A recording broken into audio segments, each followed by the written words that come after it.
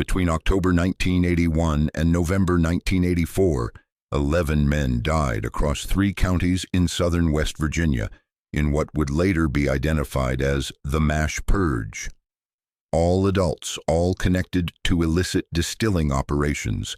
The methods varied. Some appeared as hunting accidents, rifles discharged at close range during supposed deer season mishaps. Others were structure fires in remote cabins where propane systems failed catastrophically. One was a logging incident where a widowmaker fell at exactly the wrong moment. The perpetrators weren't federal agents or rival gangs from outside the mountains. They were members of the Rooker family, 2 brothers and their adult sons, moving through the hollows like shadows over a period of 3 years, methodically erasing everyone who'd poisoned their product and destroyed their name. Investigators would later call it one of the most disciplined campaigns of retaliation in Appalachian moonshine history. But the motive wasn't territory, wasn't a feud over boundaries or buyers. It was contamination. Industrial solvent added to fermented mash that had put 4 customers in the hospital and destroyed a reputation built over 40 years. And in the mountains where a man's word was the only currency that mattered, that destruction demanded an answer written in blood across 3 counties and 37 months. If you have the courage to hear this story, leave your like and subscribe to the channel. But I warn you, this narrative contains extreme violence based on real events. Clays Ridge, McDowell County, West Virginia, wasn't much more than a scatter of homesteads and trailers tucked into steep hollows where Route 52 wound through the Appalachians in the fall of 1981. Population maybe 400 spread across 15 square miles of ridgeline and creek bottoms, where hardwood forests of oak and poplar gave way to scrub pine on the higher elevations. The nearest real town, Welch, sat 12 miles north on roads that turned to mud in spring and ice by November. Most folks on Clays Ridge had never been farther than Charleston, 90 miles northwest. October in the mountains meant temperatures dropping to 40 degrees at night, rising to 60 by afternoon if the sun broke through. The air smelled like wood smoke from coal stoves, damp leaves rotting on the forest floor, and that particular sharp scent of approaching winter that mountain people learn to recognize by the time they're 5 years old. Mornings brought fog so thick you couldn't see 30 feet ahead on the road. The sound of the place was wind moving through bare branches, distant chainsaws, and every so often the rumble of a coal truck grinding up some impossible grade in low gear, though there were fewer of those in 1981 than there'd been 5 years before. But 1981 was a collapsing year in southern West Virginia. The coal industry that had sustained these mountains for generations was dying in real time. Mechanization had eliminated thousands of jobs. Companies were pulling out, leaving behind abandoned mines and families with no way to make a living. In McDowell County, unemployment hit 34% that fall. For men who'd grown up believing that hard work in the mines guaranteed survival, watching the economy collapse felt like a betrayal of everything they'd been promised. In places like Clays Ridge, moonshine wasn't just a business. It was the economy, always had been. Federal taxes on legal liquor made it too expensive for mountain people earning nothing, so they made their own, following recipes passed down through generations, using skills their grandfathers had brought from Scotland and Ireland 2 centuries before. The law said it was illegal. The mountains said it was survival. And in 1981, with no other jobs available, moonshining was the difference between feeding your family and watching them go hungry. Harlan Rooker was 58 years old that October, though he looked older. He stood 6 feet even, lean and ropey with muscle built from decades of physical labor. His face was weathered like old leather, deep lines carved around his eyes from squinting into sun and smoke. A scar ran along his right forearm, a souvenir from a sawmill accident in 1963 that had nearly cost him the hand. His hands were massive, knuckles swollen from old breaks that had never set quite right, calluses thick as boot leather. When he shook your hand, you felt the strength there, but also the damage, the price of a life lived hard. Every morning Harlan woke at 5 a.m. in the house his grandfather had built in 1927, made coffee in a percolator on a wood stove, and sat at the kitchen table smoking hand-rolled cigarettes while he planned his day. He didn't talk much in those early hours, just sat, smoked, drank coffee so strong it could strip paint, and thought. By 5:30, he'd be out the door, checking the still hidden 3 miles back in the woods, following trails only he and his family knew. He'd married Louise Bennett in 1946, right after he came home from the war with nightmares and that look in his eyes that veterans carried. They'd had 2 boys. Harlan had a younger brother, Vernon, 54 now, who worked the operation with him, who'd never married, who lived in a cabin 2 ridges over and showed up every morning before dawn without needing to be asked. Harlan's sons, Garrett was 32, back from Vietnam with his own nightmares and a Purple Heart he kept in a drawer. Jesse was 29, quieter than his older brother but just as capable when the situation demanded it.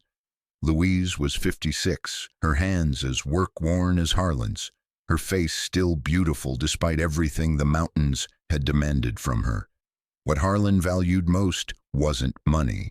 He'd never had much anyway. What he valued was reputation.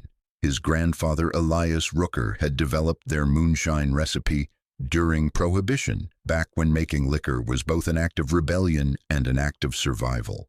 That recipe had kept the Rooker family afloat through the Depression, through wars, through every economic catastrophe the 20th century had thrown at the mountains. The secret wasn't just in the corn, though Elias had perfected the ratio of yellow to white corn after years of experimentation.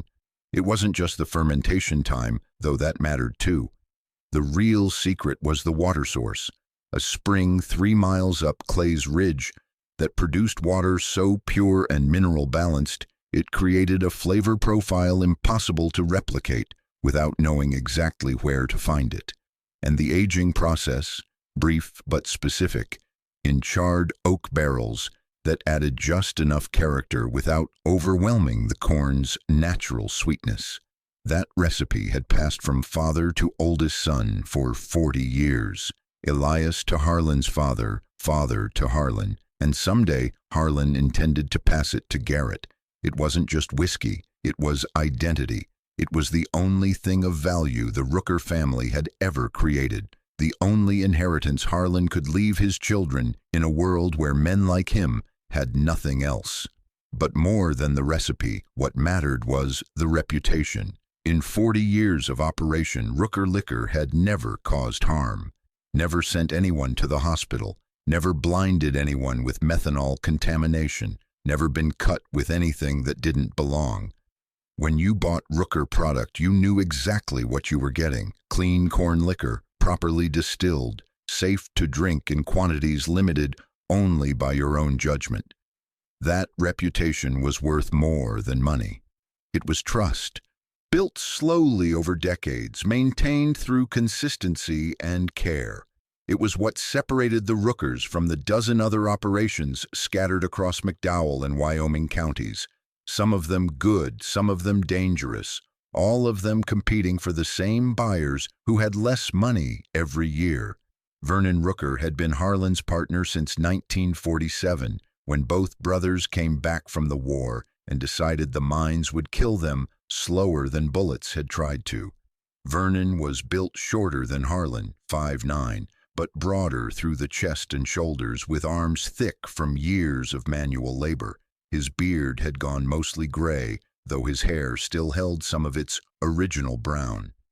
He had a quiet voice, the kind of man who could go a whole day without saying more than 10 words, who communicated through nods and gestures, and the kind of understanding that came from working alongside someone for 35 years. For 35 years, Harlan had trusted him completely. They'd worked together, shared profits equally, helped each other during lean times when buyers were scarce or competition drove prices down. Vernon had never married, had no children of his own, but he treated Garrett and Jesse like sons, had taught them the craft with the same patience and precision Harlan had. The operation had grown carefully over the years, not expanding into new territories that brought attention and conflict, but building a network of reliable buyers across 3 counties. People who knew the Rooker name meant quality. Small operations, nothing that would attract federal attention, just enough to keep the family afloat when coal work disappeared and welfare checks didn't cover what survival demanded. Harlan had been careful, always. Never sold to strangers. Never transported more than could be explained as personal use if stopped. Never kept more than one still running at a time. Never, ever compromised on quality or safety. That caution had kept them operating for 4 decades, while other families got raided or shut down or destroyed their reputations by cutting corners. But there were other operations in the area. There always had been. Some were good, run by men who understood the craft and the code. Others were dangerous, run by people who saw only money and didn't care about consequences. The Cantrell family operation was the latter. Wade Cantrell was 47, ran a still with his 3 sons in the hollows, west of Clays Ridge in Wyoming County, just across the border. Their product was inconsistent, sometimes decent, sometimes harsh enough to strip throat lining. But they undercut prices, sold to anyone who'd buy, and weren't particular about where their ingredients came from or how their mash was handled. Harlan had crossed paths with Wade a handful of times over the years, at places where mountain people gathered, stores, churches, the occasional funeral. They'd exchanged nods, nothing more. There was no friendship there, but no open hostility either, just the careful distance that competitors maintained when territory and buyers overlapped. On September 18, 1981, a Thursday afternoon when temperatures hit 75 and the air was thick as wool, Harlan Rooker got a phone call that would change everything.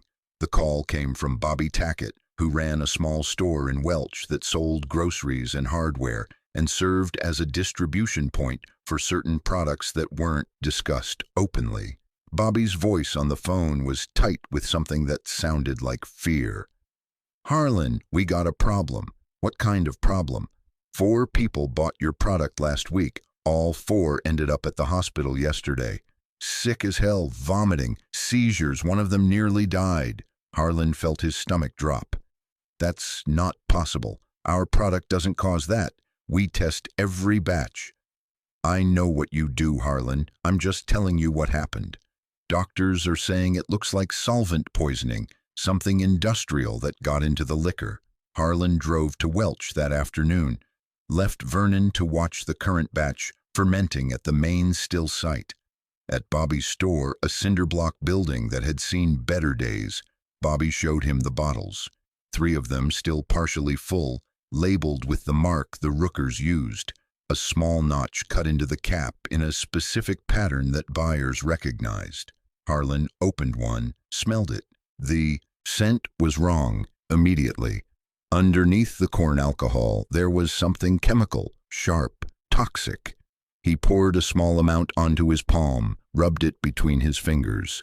The texture was slightly oily, wrong. "Where'd these come from?" "Same place I always get your product. Same drop point, same delivery schedule."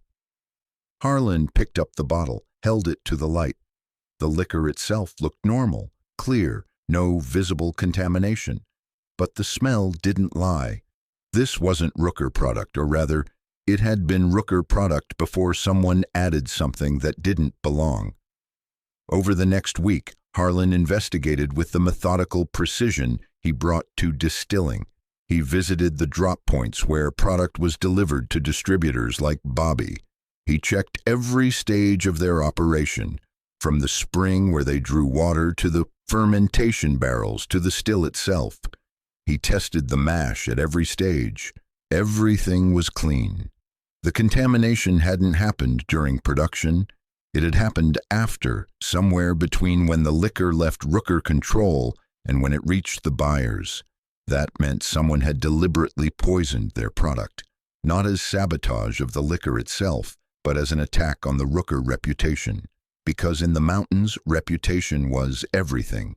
If customers got sick or died from your product, it didn't matter whose fault it actually was. Your name was destroyed. Buyers would never trust you again. Word spread fast in tight communities. Within a month, the Rooker operation would collapse, not from raids or arrests, but from customers who wouldn't take the risk. By October 1st, Harlan had narrowed down the contamination point. The poisoned bottles had all come from a single delivery made to Bobby Tackett's store in late August. That delivery had been stored briefly at a transfer point, an old barn on the border between McDowell and Wyoming counties, a place multiple operations used as neutral ground for staging product before final distribution.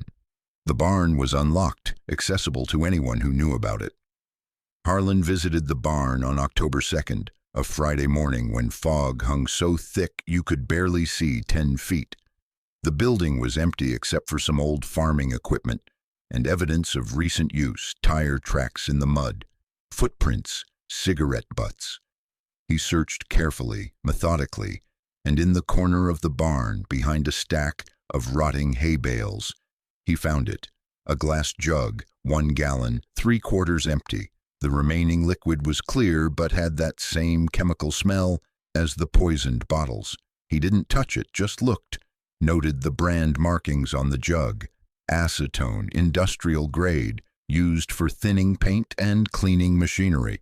Toxic as hell if ingested. Harlan stood in that barn for 10 minutes, not moving, just thinking. Someone had deliberately brought industrial solvent to this transfer point and added it to Rooker product. The contamination was intentional, calculated, designed to destroy without being immediately traceable. He thought about the 4 people in the hospital, thought about what would have happened if the contamination had been stronger, if someone had died, thought about his 40 years of careful work, his reputation, his family's future, all of it threatened by someone who'd decided that poisoning customers was an acceptable way to eliminate competition. There were maybe 4 operations that used this transfer barn. The Rookers, the Cantrells, and 2 smaller families Harlan didn't know well. The Cantrells made the most sense. Their territory overlapped with Rooker distribution. Their product competed for the same buyers. And Wade Cantrell had a reputation for playing dirty, cutting corners, doing whatever it took to maintain market share as coal jobs disappeared and customers had less money. On October 5th, Harlan called a meeting. Not at his house, not at Vernon's cabin, but at a neutral location, a clearing 3 miles up Clay's Ridge, where family matters were discussed away from anyone who might overhear. The 4 men, Harlan, Vernon, Garrett, and Jesse, sat on logs around a cold fire pit. October afternoon, temperature dropping toward 50, wind moving through trees that had started losing their leaves. Harlan laid out what he'd found, the poisoned product, the hospital cases, the acetone jug in the transfer barn. He explained what it meant, that their reputation was already damaged, that buyers were nervous, that if they didn't respond, the Rooker operation would collapse within months, regardless of what they did going forward. Vernon spoke first, his voice quiet but certain. "We need to find out who did it. Can't just assume it was the Cantrells without proof." Harlan nodded. "I sent word through intermediaries, asked around, careful. Wade Cantrell's been talking, not openly, but people heard him say the Rookers were getting sloppy, that maybe their quality wasn't what it used to be. That's convenient timing. Too convenient. Garrett, who'd come back from Vietnam in '73 with medals he never wore and memories he couldn't bury, understood immediately. So he poisons our product, then spreads word that we're the ones who got careless, destroys our reputation while looking innocent. makes buyers come to him because they think we're the dangerous ones. That's the play, Harlan said, and it's working. Bobby told me 3 buyers have already switched to Cantrell product, said they can't risk getting sick. Jesse, the youngest, the one who'd always been thoughtful, the one who read books and asked questions, looked at his father and saw something he'd rarely seen before, a coldness that went deeper than anger. "What are our options?" Jesse asked. "We could go to the law." Harlan's laugh was bitter. "And tell them what? That someone poisoned our illegal liquor and we want justice? Sheriff's office doesn't care. Even if they did, proving it was the Cantrells would take evidence we don't have. Wade's too, smart to leave traces that point directly back to him." "We could confront them directly," Vernon said. "Call them out, demand they stop." Garrett shook his head. "They'll deny it. And even if they admit it, then what? We just let them destroy us. Accept that they can attack our reputation and walk away."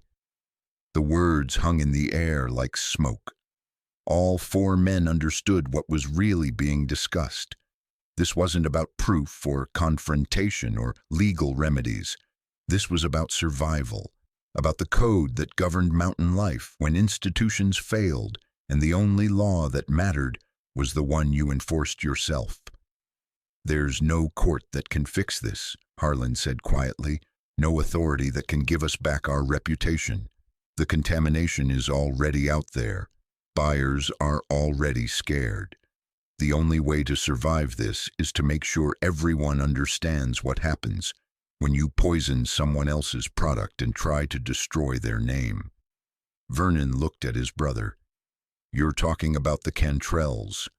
All of them. Everyone who knew, everyone who helped." Harlan nodded slowly. "We can't prove it in any court, but we know. And they need to understand that there's a price for what they did, a price that gets paid in full."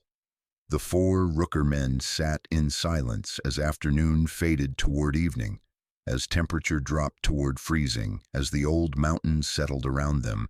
They were making a decision that would end 11 lives and define their family for whatever time remained.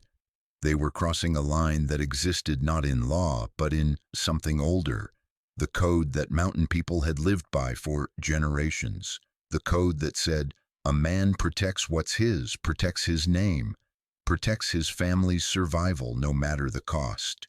What Harlan Rooker didn't know, what none of them could have known as they sat in that clearing making plans, was that protecting their reputation would require 3 years of patience, discipline, and violence so carefully calibrated it would eventually be mistaken for coincidence.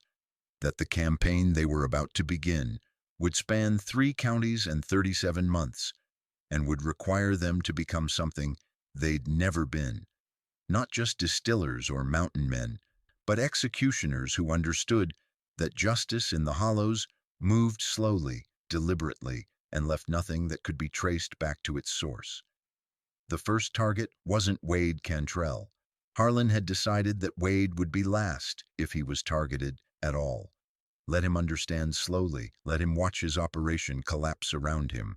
Let him wonder if the Rookers knew, if they were coming, if every accident and tragedy that befell his people was coincidence or consequence.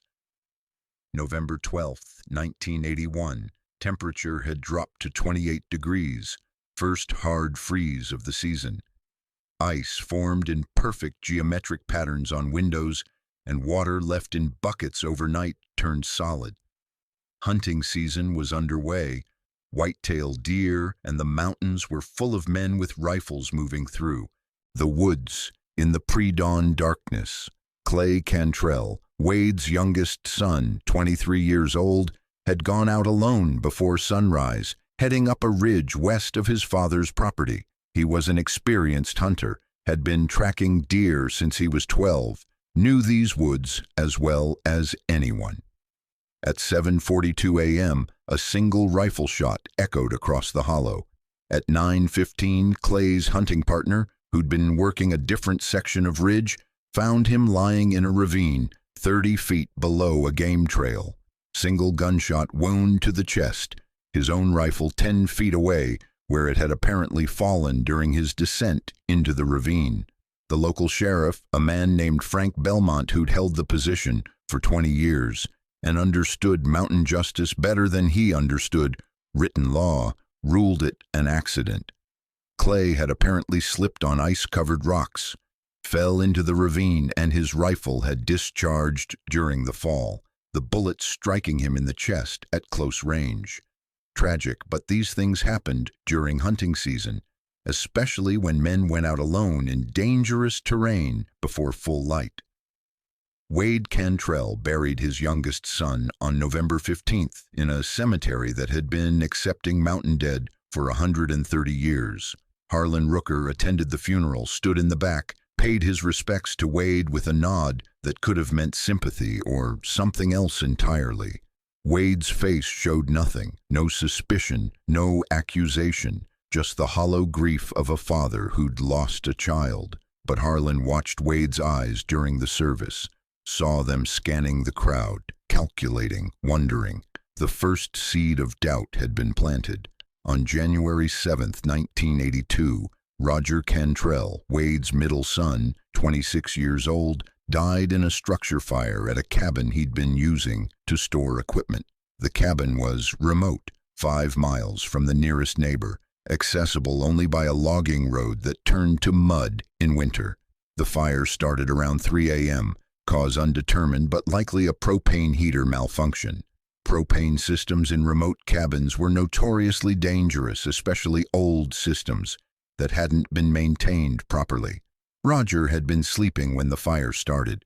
By the time flames woke him, the cabin's only door was already engulfed. His body was found near the door, evidence suggesting he'd tried to escape, but been overcome by smoke before reaching safety. Sheriff Belmont investigated, concluded it was another tragic accident. Remote cabins, old propane systems, winter conditions. These things happened in the mountains with depressing regularity. No evidence of foul play, no signs of forced entry or accelerants beyond the propane itself. Just a young man's bad luck and a heating system that failed at exactly the wrong time. Wade Cantrell buried his second son on January 10th. The cemetery was the same, the grief deeper, the coincidence starting to feel less like coincidence. Harlan Rooker didn't attend this funeral, didn't need to. The message was being delivered in a language Wade would eventually understand, but not yet, not with only 2 dead. In the mountains, tragedy came in clusters sometimes. Families lost multiple members to accidents, to disease, to the simple brutality of living in a place that didn't forgive mistakes. 2 deaths in 2 months was unusual but not impossible. Wade had 3 other sons, had associates who helped run the operation, had enough people around him that he probably still believed this was just terrible luck. March 1982 brought a thaw, temperatures rising into the 50s, snow melting off the ridges, creeks running high with runoff. On March 23rd, Daniel Cantrell, Wade's oldest son, 30 years old, died in what was ruled a logging accident. He'd been cutting timber on family land, routine work, something he'd done 1,000 times.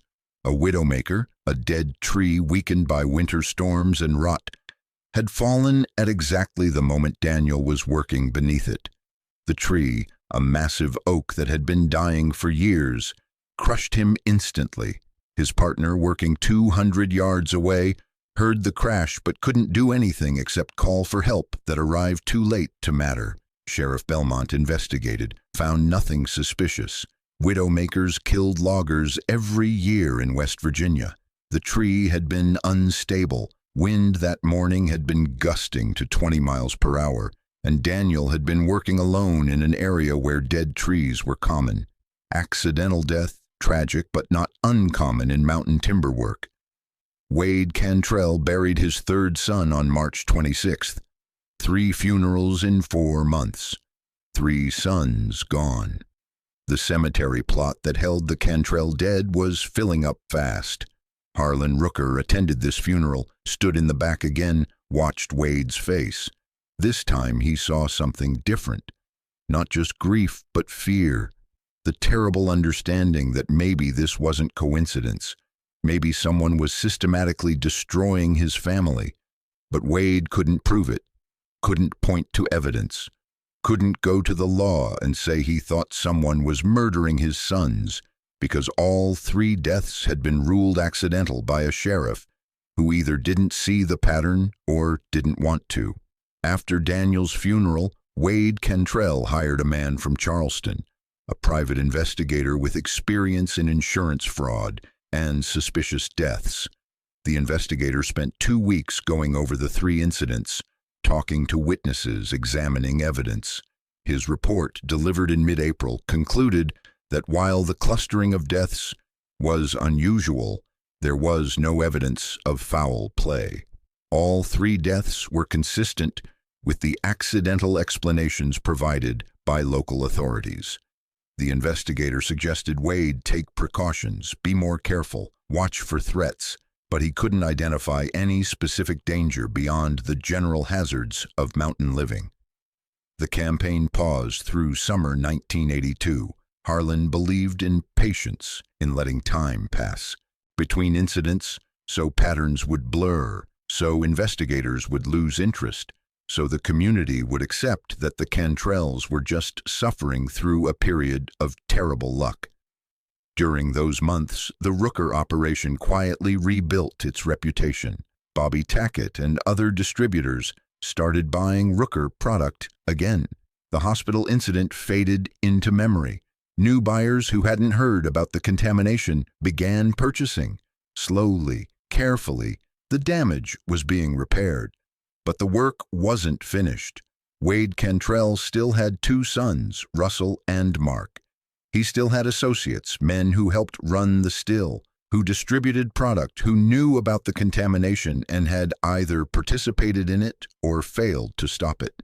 11 men total who Harlan had identified through careful observation and information gathered through networks of mountain people who talked to each other in ways outsiders couldn't track. October 1982, almost exactly 1 year after the contamination had been discovered. Russell Cantrell, 28 years old, died in a vehicle accident on Route 52. His truck had apparently skidded on wet pavement, overcorrected, and rolled 3 times before coming to rest in a creek bed. Russell had been driving alone late at night on a section of road known for dangerous curves. Blood alcohol content tested post-mortem suggested he'd been drinking, not heavily, but enough to impair judgment. Sheriff Belmont ruled it accidental. Drunk driving on dangerous mountain roads killed people every year. The truck's mechanical systems were examined and found functional. No evidence of tampering. Just another tragic death in a family that had suffered more than its share. Wade Cantrell buried his 4th son on October 19th. 4 funerals in 11 months. The cemetery plot was running out of space. Harlan Rooker didn't attend this funeral, didn't need to send messages anymore. Wade knew. The whole county knew. The Cantrells were being erased methodically, patiently, in ways that left no evidence but created a pattern so clear it couldn't be coincidence. But knowing wasn't the same as proving. Wade went to the sheriff after Russell's funeral, demanded a real investigation, demanded protection, demanded something. Sheriff Belmont listened, sympathized, explained that without evidence of foul play, there was nothing to investigate. 4 accidental deaths were unusual but not impossible. Mountain life was dangerous. People died. If Wade had evidence that someone was targeting his family, the sheriff would pursue it. But accidents during hunting season, propane fires in old cabins, logging incidents, and drunk driving crashes weren't evidence of murder. They were evidence of bad luck. Wade knew better. He pulled his remaining son, Mark, out of the still operation, sent him to live with relatives in Ohio, told him not to come back until this was finished. But Wade's operation required people, associates who handled different aspects of production and distribution, and those associates started dying too. Jimmy Prater, 42 years old, had worked with Wade Cantrell for a decade, handling distribution in Wyoming County. On December 3, 1982, Jimmy died in a house fire. The fire started in the kitchen, apparently an electrical short in old wiring that hadn't been updated since the house was built in 1951. The house was wood frame, 60 years of dried timber, and it burned fast. Jimmy's wife and 2 children escaped, but Jimmy had been in the basement when the fire started and didn't make it out. The investigation found faulty wiring throughout the house, a fire waiting to happen. Just bad luck that it happened when Jimmy was alone in the basement, separated from exits by flames that moved faster than he could. Tommy Vickers, 34, had been part of Wade's crew since the late 70s, worked security and helped with MASH preparation. On February 11, 1983, Tommy died in what was ruled a suicide. Single gunshot wound to the head, his own revolver in his hand, no note but evidence of depression and drinking problems documented by family members. Sheriff Belmont investigated, found no evidence of foul play. Tommy had been struggling financially, had been drinking heavily, had mentioned to friends that he didn't know how much longer he could keep going. Tragic, but not suspicious. The deaths continued through 1983 and into 1984, each one separated by enough time that they appeared unrelated, each one explained by circumstances that made sense in isolation. Raymond Sizemore, 51, who'd helped Wade maintain still equipment, died in a fall from a ridge while checking fence line on his property. Dale Combs, 39, who'd driven distribution runs to Kentucky, died from a heart attack, massive coronary that the medical examiner attributed to genetics and lifestyle. Curtis Lowe, 46, who'd worked alongside Wade for 20 years, died in a drowning accident while fishing alone on a creek that had risen fast after heavy rain. Each death was investigated by Sheriff Belmont. Each was ruled accidental or natural. Each was another name crossed off Harlan Rooker's list. By November 1984, 11 men were dead. Wade Cantrell had lost 4 sons and 7 associates. His operation had collapsed completely. The stills were abandoned. The distribution network had evaporated. Nobody wanted to work with Wade, not because they blamed him for anything specific, but because everyone who worked with him seemed to end up dead. On November 15, 1984, exactly 3 years after Clay Cantrell's hunting accident, Wade Cantrell drove to Harlan Rooker's property. He arrived mid-morning, parked his truck in the yard, and walked up to the front door. Harlan was expecting him, had been expecting him for months.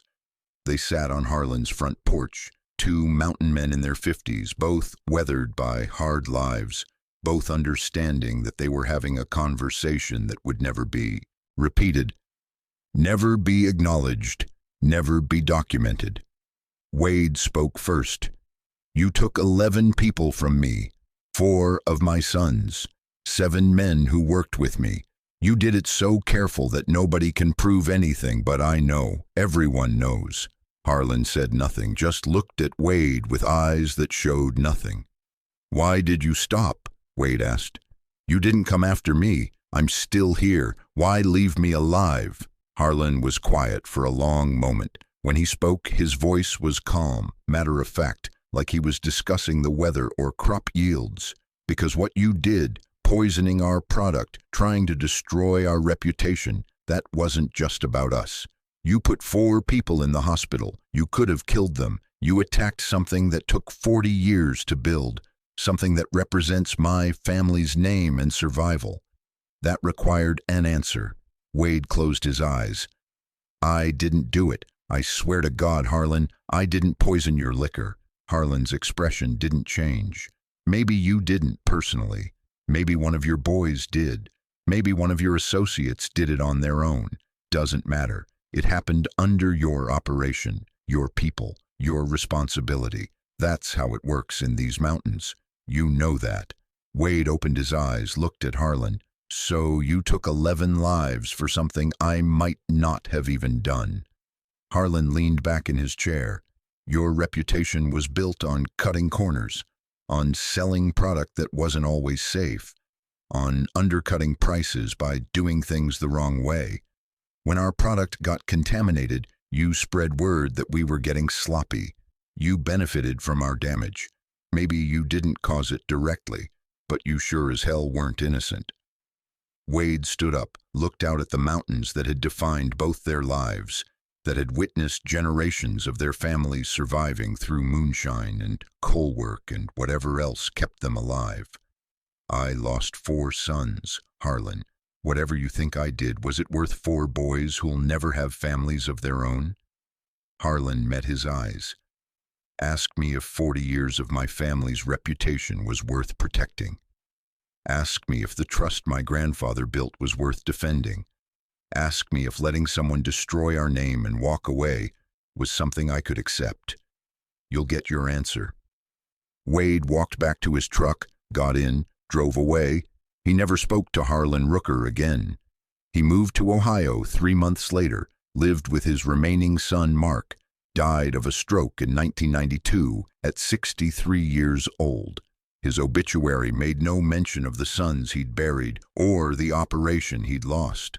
Harlan Rooker continued operating until 1989, when age and changing markets made it impossible to continue. He destroyed the still equipment himself, filled in the spring access, erased any evidence of 43 years of moonshining. He died in 1996 at 73, surrounded by family, having never been charged with any crime related to the 11 deaths. Vernon Rooker lived until 2001, passed away in his sleep at 79. Neither brother ever spoke publicly about the MASH purge. Garrett and Jesse Rooker both left the mountains, moved to different states, built lives far from West Virginia. Both are still alive. Both declined interviews when contacted by researchers in 2019. Sheriff Frank Belmont retired in 1991 after 35 years in law enforcement. In a private conversation recorded by a local historian in 1998, Belmont was asked about the Cantrell deaths. He said, "I investigated every one of those deaths properly, found no evidence of foul play that would stand up in court. Could I have pushed harder? Maybe. But in these mountains, sometimes the law that matters isn't the one written in books. It's the one people enforce themselves when institutions fail them. My job was to keep the peace, not to prosecute men for defending their family's survival, using methods that couldn't be proven. Right or wrong, that's how I saw it. The pattern of deaths remained officially unconnected. No charges were ever filed. No investigation beyond the individual incident reviews was ever conducted. The 11 men died in ways that made sense separately, that only formed a pattern when viewed together, and even then only if you understood the context that law enforcement chose not to pursue. The question of whether Wade Cantrell or his people actually poisoned the Rooker product was never definitively answered. The acetone jug found in the transfer barn had no fingerprints, no traceable purchase records. It could have been placed there by the Cantrells, or by someone else trying to destroy both operations, or even by someone trying to frame the Cantrells for something they didn't do. Harlan Rooker believed he knew the truth, believed it strongly enough to orchestrate 11 deaths over 3 years. But belief isn't evidence, and in the mountains, certainty about who wronged you is often enough to justify action regardless of proof. The moral question, whether Harlan Rooker was a father protecting his family's survival, or a mass murderer who dressed up revenge in the language of mountain justice, has no easy answer. The code he followed was real, built over generations, enforced through violence when necessary, because no other enforcement existed. But following that code required him to become something most people would call a monster, someone who could plan and execute 11 killings with such patience and precision that they appeared as accidents and coincidences. What's certain is that the Rooker reputation survived. After the contamination scare faded and the Cantrell operation collapsed, Rooker product returned to circulation, trusted by buyers who either didn't know about the hospital incident or chose to forget it. The family operated for another 8 years without incident, maintained their standards, never caused harm through carelessness or contamination. The name meant something again. Whether that restored reputation was worth 11 lives is a calculation that depends on values written nowhere except in the hearts of mountain people who learned that survival sometimes required becoming what you fought against. The mountains kept their secrets well. They always had. 11 men died across 3 counties over 37 months, and the only connection between them was employment or association with an operation that may or may not have poisoned a competitor's product. No evidence linked the deaths beyond the statistical improbability that one family could suffer so much loss in such a concentrated period. But improbability isn't evidence. Bad luck isn't murder. And in southern West Virginia in the early 1980s, when coal jobs had disappeared and moonshine was survival and institutions had abandoned the people who needed them most, the line between justice and murder was drawn not in courts or law books, but in the pragmatic calculation of men who decided that protecting what they'd built mattered more than mercy for those who'd threatened it. Harlan Rooker took 11 lives, if the pattern was what it appeared to be, and if the man who orchestrated it was who everyone suspected. He did it with patience that bordered on inhuman, with discipline that required waiting months between incidents, with precision that left no evidence that could be prosecuted.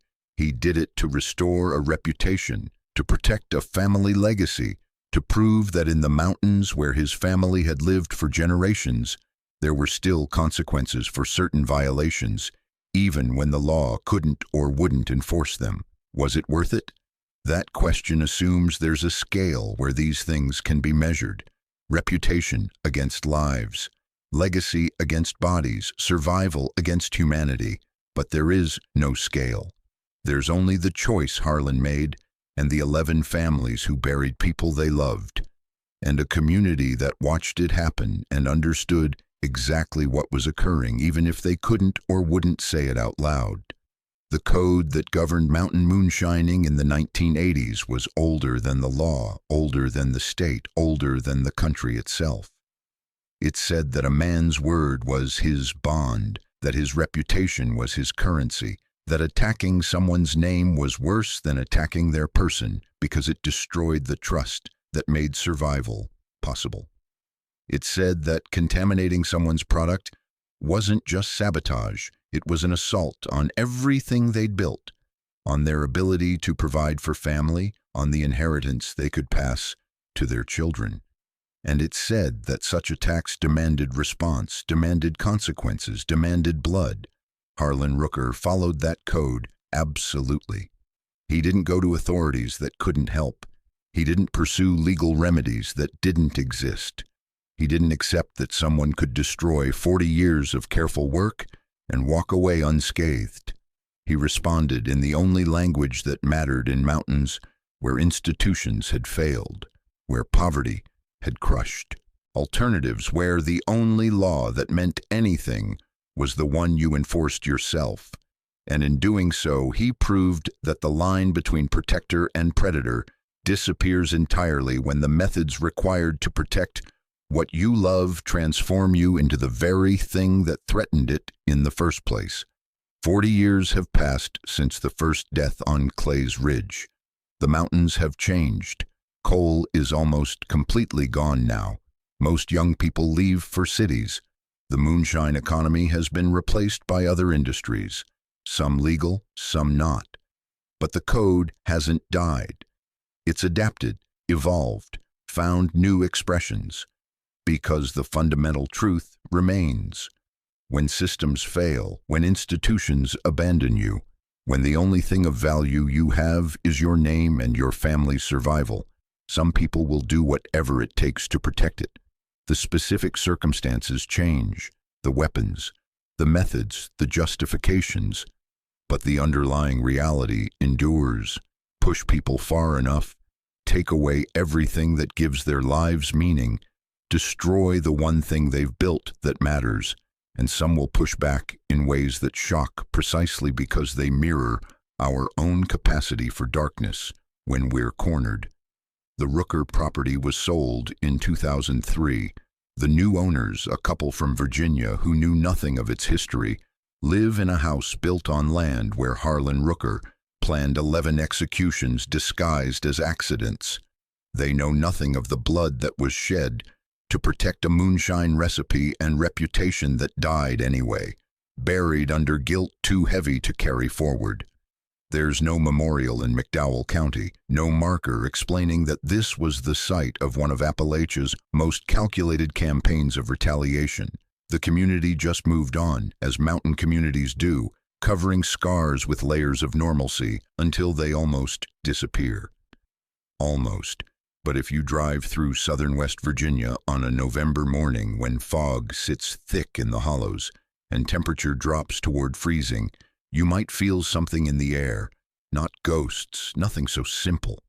Just the weight of choices made, of codes followed to their terrible conclusions, of violence done in the name of honor that dishonored everyone it touched. Revenge doesn't restore what was stolen. It doesn't heal wounds or rebuild reputations. It only creates new wounds, new absences, new families learning to live with emptiness where sons and fathers used to be. Harlan Rooker protected his family's name and in doing so, ensured it would be remembered not for 40 years of quality product, but for 3 years of systematic killing that proved reputation could be rebuilt on a foundation of bodies if you were patient enough and cold enough to do what needed doing. In the end, only one question remains, one each of us must answer for ourselves. At what point does protecting what we love require us to become something that destroys the very thing we're protecting? If this story made you think about reputation, survival, and the price we pay when codes demand blood and systems offer nothing, leave your like and share this video. Subscribe for more true stories that challenge what we think we know about justice and revenge, about mountain codes and the law, about how ordinary people become capable of extraordinary darkness when everything they've built is threatened. Comment below. Where do you draw the line between protecting your family's legacy and losing your humanity? What would you have done in Harlan Rooker's position? Because these stories aren't just history. They're happening now somewhere, with different people facing the same impossible choices, in forgotten places where systems have failed and desperation takes hold. Until next time, remember the monsters we fear aren't always born that way. Sometimes they're made one poisoned batch, one ruined reputation, one calculated death at a time. The 11 deaths weren't just elimination, they were communication, a message written across 3 counties in a language the mountains understood, even if outsiders couldn't read it. Each death had to appear natural, had to fit the context of mountain life so perfectly that even families who suspected couldn't point to evidence. A hunting accident during deer season, a propane fire in winter, a widowmaker during logging. These weren't exotic methods or theatrical violence. They were the ordinary dangers of Appalachian existence, amplified and directed with surgical precision. What made the campaign remarkable wasn't creativity, it was patience, the ability to wait months between incidents, to let suspicion fade, to allow each death to settle into community memory as isolated tragedy before adding another. That kind of discipline required something most people don't possess, the capacity to hold rage so tightly controlled it becomes cold calculation, to transform grief over a poisoned reputation into a 3-year plan executed with the same methodical care Harlan brought to distilling. The fifth death came in April 1983. Lester Hamrick, 53 years old, had been peripherally connected to the Cantrell operation, didn't run product or work the still, but had helped Wade secure ingredients during periods when corn was scarce and suppliers were unreliable. Lester lived alone in a trailer on the outskirts of Wyoming County, worked odd jobs, kept to himself mostly. On April 19th, neighbors noticed his truck hadn't moved in 3 days. The mail carrier noticed mail piling up. By April 21st, someone called the sheriff. Deputies found Lester dead in his trailer, carbon monoxide poisoning from a faulty space heater. The heater was old, 20 years if it was a day, with a cracked heat exchanger that had been leaking odorless, invisible gas into the small space for who knows how long. Lester had probably gone to sleep and never woke up, a common enough death in mountain country where people heated with whatever they could afford, and maintenance was a luxury most couldn't manage. Sheriff Belmont investigated, documented the faulty heater, ruled it accidental. Carbon monoxide killed people every winter in West Virginia. Poor folks using old equipment in poorly ventilated spaces, trying to stay warm on limited budgets. Tragic but preventable only if you had money to replace equipment that still technically worked. The medical examiner confirmed carbon monoxide as cause of death. No signs of struggle, no evidence of forced entry, no indication anything had happened except a man's bad luck with a heater that finally failed at the worst possible time. But Lester's connection to Wade Cantrell was known to anyone who paid attention, and people in the mountains always paid attention. The pattern was becoming clearer to those who understood what they were seeing. Not law enforcement, they saw isolated incidents spread across time and geography, but the people who lived in the hollows, who understood the networks that connected moonshiners and suppliers and distributors, they could see the thread linking every death back to Wade's operation. The sixth death followed in July. Marcus Pendleton, 41, had driven distribution runs for Wade through parts of Kentucky where Cantrell product moved in small quantities to buyers who wanted cheap liquor and didn't ask questions. Marcus wasn't directly involved in production, didn't know recipes or still locations, but he'd been part of the network long enough that Harlan had identified him as someone who'd known about the contamination, or at least should have known, should have noticed something wrong, should have said something to prevent hospital cases and destroyed reputations. On July 8th, Marcus was driving Route 119 south toward Kentucky, with a truck bed full of scrap metal he was hauling to a recycling center in Pikeville. The road was steep in sections, winding through mountain passes where grades hit 8% and curves came fast. At a section called Devil's Elbow, where the road hairpinned around a ridge with a 300-foot drop to the valley below, Marcus's truck went through the guardrail. The investigation found brake failure. The brake lines had corroded through, old lines on an old truck that Marcus had maintained poorly, if at all. When he'd hit the brakes approaching the curve, nothing happened. The truck had gone straight through the weak guardrail and tumbled down the mountain, rolling multiple times before coming to rest against trees 200 feet down. Marcus died on impact, multiple blunt force injuries consistent with a vehicle rolling down a mountain. The truck was so damaged it was hard to tell what had failed first, but the corroded brake lines were obvious once investigators looked. Sheriff Belmont ruled it accidental. Poorly maintained vehicle on dangerous road. Tragic outcome, but not unusual. Mountain roads killed people every year.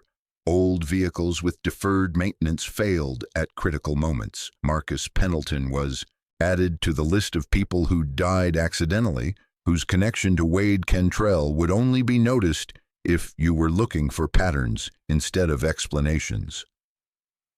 August brought the seventh death. Kenneth Sparks, 38, had worked security for Wade's operation, watching still sights to make sure competitors or law enforcement didn't stumble onto production areas.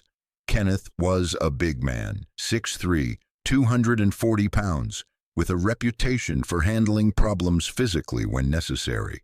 He'd done time in the early 70s for assault, had a temper that made him useful for certain kinds of work, but dangerous to be around when he was drinking. On August 14th, Kenneth was found dead in woods 3 miles from his home. Single gunshot wound to the abdomen from his own rifle, which was lying next to his body. The investigation suggested he'd been climbing over a fence while carrying the rifle, had somehow caught the trigger on barbed wire, and the weapon had discharged as he fell. The bullet had entered his abdomen at an upward angle, consistent with a rifle, pointing up from the ground as Kenneth fell forward over it. It was a freak accident, the kind of thing that happened maybe once every few years, somewhere in hunting country.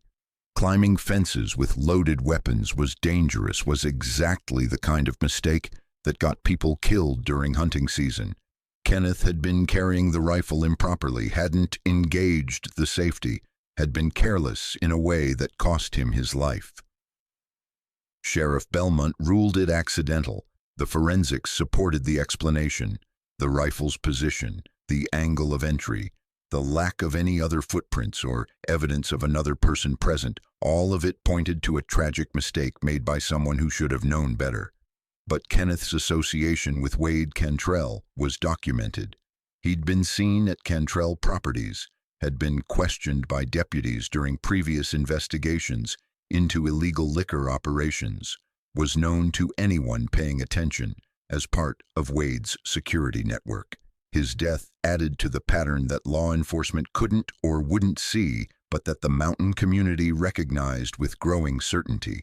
By September 1983, Wade Cantrell had lost 4 sons and 3 associates, 7 deaths in 22 months.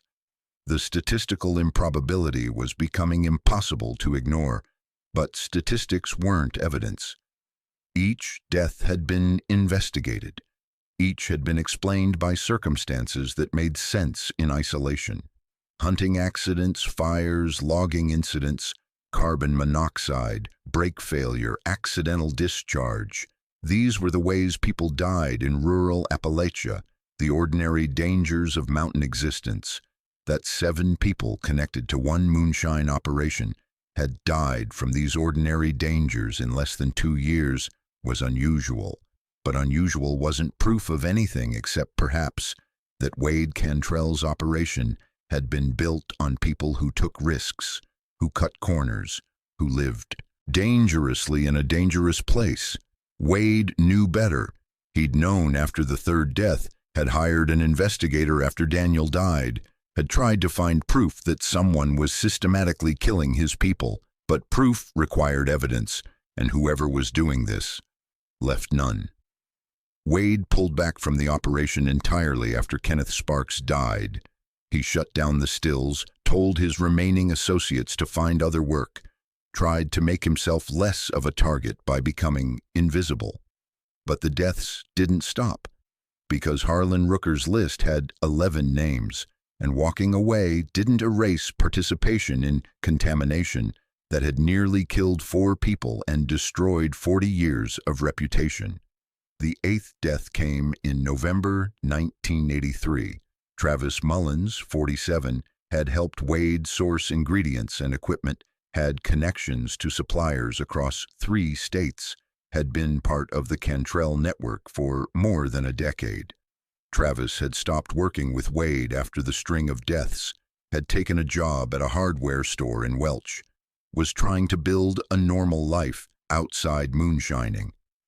On November 3rd, Travis was hunting alone on family property when he apparently suffered a heart attack. His body was found 2 days later by his brother, who'd gone looking when Travis didn't return home. The medical examiner determined Travis had died from massive coronary failure, a heart attack so severe he'd probably lost consciousness within seconds. Travis had a history of high blood pressure, was overweight, smoked 2 packs a day, had every risk factor for heart disease. That he died at 47 wasn't surprising medically. It was tragic but predictable for someone who'd lived hard and ignored health problems until they killed him. Sheriff Belmont ruled it natural causes. No investigation necessary beyond confirming there were no signs of trauma or foul play. Travis Mullins had died of a heart attack while hunting alone, had collapsed and died before he could call for help, had been found too late for intervention to matter. But Travis's connection to Wade Cantrell was known. His name was on the list of people associated with the operation that had contaminated Rooker product, and his death, however natural it appeared, added to the pattern that now seemed less like coincidence and more like systematic elimination. The ninth death took longer. Harlan believed in patience, in letting months pass when necessary to maintain the appearance of unrelated incidents. Winter passed, then spring, then summer 1984. The gap allowed suspicion to fade, allowed the community to accept that maybe the cluster of deaths had just been terrible luck that had finally run its course. Maybe Wade Cantrell's family and operation had suffered through a period of unprecedented tragedy that was now over. Maybe life could return to normal. But September 1984 brought the ninth death.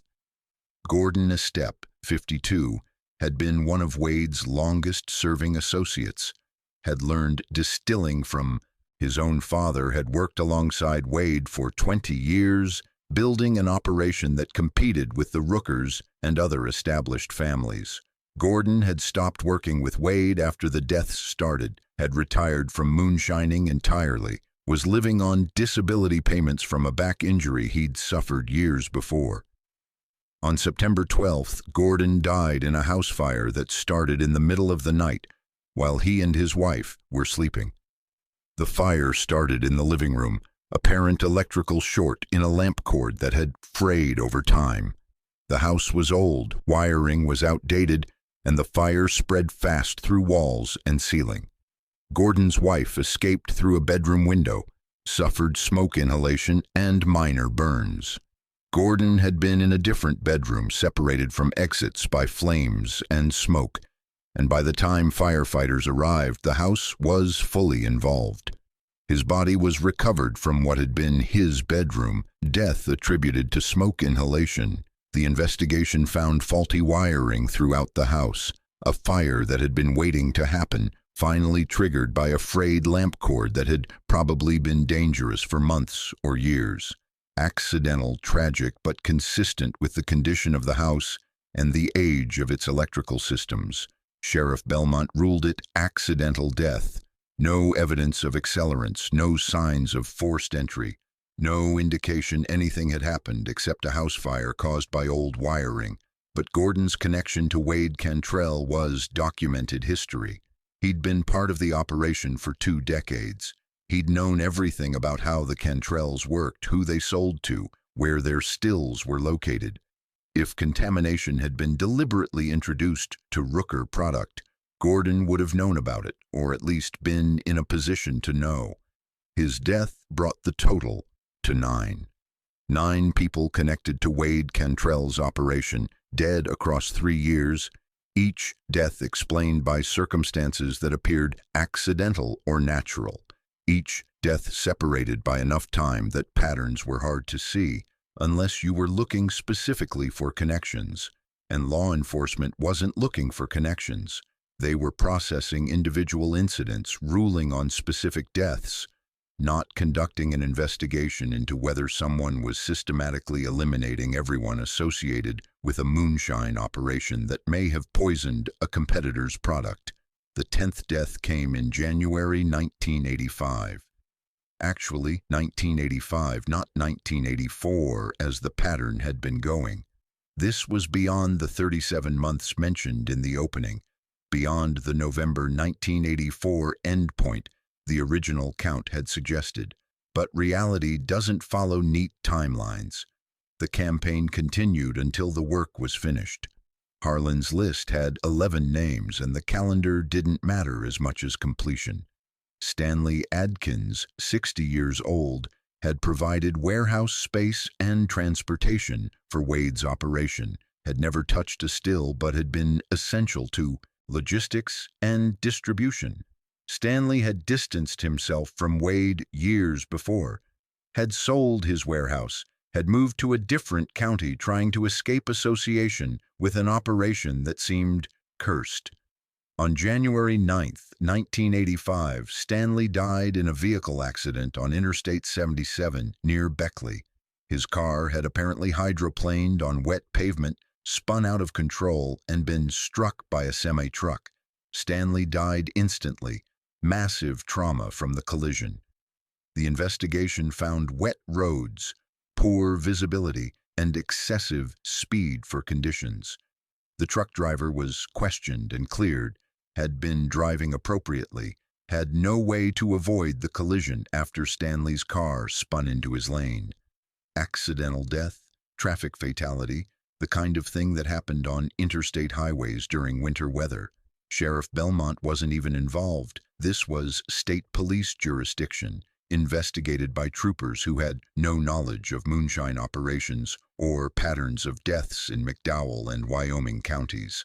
Stanley Adkins was just another traffic fatality, another name in statistics about winter driving deaths. But people who knew, who'd been watching the pattern develop over years, understood what his death meant. 10 down, 1 more to go. The campaign was nearly finished. The 11 names on Harlan Rooker's list were almost completely crossed off. The 11th death came in March 1985, 41 months after Clay Cantrell had died in a hunting accident on November 12, 1981. The final name was Clifford Bryant, 49 years old, who'd worked as a buyer and distributor for Wade, who'd moved Cantrell product through parts of Virginia and Kentucky, who'd been the public face of the operation in territories where Wade himself didn't travel. Clifford had left moonshining completely after Gordon Estep's death, had moved to Richmond, Virginia, was working construction and trying to build a life far from the mountains and the violence that had consumed everyone he'd known. On March 24, 1985, Clifford died in a fall from scaffolding at a construction site. He'd been working on the 3rd floor of a building under renovation. The scaffolding had apparently shifted or collapsed, and Clifford had fallen 30 feet to concrete below. He died before paramedics arrived, massive head trauma and internal injuries. The investigation was conducted by Richmond police and OSHA inspectors, who found violations in how the scaffolding had been secured, found that the construction company had been cutting corners on safety, found that Clifford's fall was the result of inadequate equipment maintenance and improper safety procedures. The construction company was fined. 2 supervisors were fired. Clifford Bryant became a workplace safety statistic, another construction worker killed by employer negligence and improper equipment. Nobody in Richmond knew about moonshine operations in West Virginia. Nobody connected his death to a pattern of deaths hundreds of miles away, involving people he'd known years before. The investigation never looked beyond the immediate circumstances of a scaffolding collapse, and so the 11th death was ruled accidental workplace fatality, completely unconnected to anything except construction industry safety failures. 41 months, 11 deaths, 3 counties initially, then expanding as targets fled and were followed. Harlan Rooker had executed a campaign of retaliation that spanned more than 3 years, that required tracking people across state lines, that demanded patience and discipline beyond what most people could sustain. Each death had been staged to appear natural or accidental. Each had been separated by enough time that patterns blurred. Each had been investigated by authorities who found exactly what they were supposed to find: ordinary explanations for ordinary deaths in contexts where those explanations made perfect sense. The genius of it, if that word can be applied to systematic killing, was simplicity. Harlan didn't use exotic methods or complicated plans. He used the environment itself. the dangers that already existed in mountain life, in construction work, in highway driving. He simply amplified those dangers at specific moments for specific people until the outcome was certain. How did he do it specifically? How did a hunting accident get arranged? How did brake lines fail at exactly the right moment? How did scaffolding collapse when Clifford Bryant was standing on it? Those details weren't documented because they couldn't be. If specific methods were known, they'd be evidence. And evidence would have led to prosecution. What's known is the outcome. 11 deaths ruled accidental or natural. 11 investigations that found circumstances consistent with ordinary tragedy. 11 families that buried people and moved on because what else could they do? Suspecting that someone had orchestrated a death wasn't the same as proving it, and proof required evidence that simply didn't exist. The Rooker family left no traces. No witnesses came forward. No physical evidence pointed to anything except accidents and natural causes. The pattern was visible only from distance, only when viewing all 11 deaths together, only if you understood the context that connected them. And most people didn't want to understand that context. Most people, including law enforcement, preferred to see isolated tragedies rather than systematic murder, because seeing murder meant having to do something about it, meant investigating, meant trying to prove the unprovable, meant going after a family that had lived in these mountains for generations, that had never been in serious legal trouble, that seemed like ordinary people living ordinary lives. Sheriff Belmont made a choice, maybe conscious, maybe unconscious. He chose to see accidents instead of murder, chose to investigate each death in isolation instead of looking for patterns, chose to accept explanations that made sense, individually, even if they strained credulity collectively. Was it corruption? Was it incompetence? Or was it something more complicated? A mountain lawman who understood that the code Harlan Rooker was enforcing was older and in some ways more legitimate than the written law he was sworn to uphold? In that 1998 conversation with the local historian, Belmont had said his job was to keep the peace, not to prosecute men for defending their families when systems failed them. That statement revealed everything about how he'd approached the Cantrell deaths. He'd seen them. He'd recognized the pattern even if he never said so publicly. But he'd also understood that Harlan Rooker was acting within a code that mountain people had followed for generations, a code that said reputation was everything, that contamination demanded response, that when someone tried to destroy your family's survival, you had the right to destroy them in return. Belmont had chosen not to challenge that code, had chosen to let mountain justice run its course as long as it was executed carefully enough that he could plausibly deny seeing it. Was that a betrayal of his oath? Or was it a recognition that law enforcement in places like McDowell County had always required balancing written law against unwritten codes that governed how people actually lived? Wade Cantrell moved to Ohio in February 1985, a month before Clifford Bryant died. He'd lost 4 sons, watched 7 associates die, seen his operation completely destroyed. He was 55 years old, broken in ways that had nothing to do with age.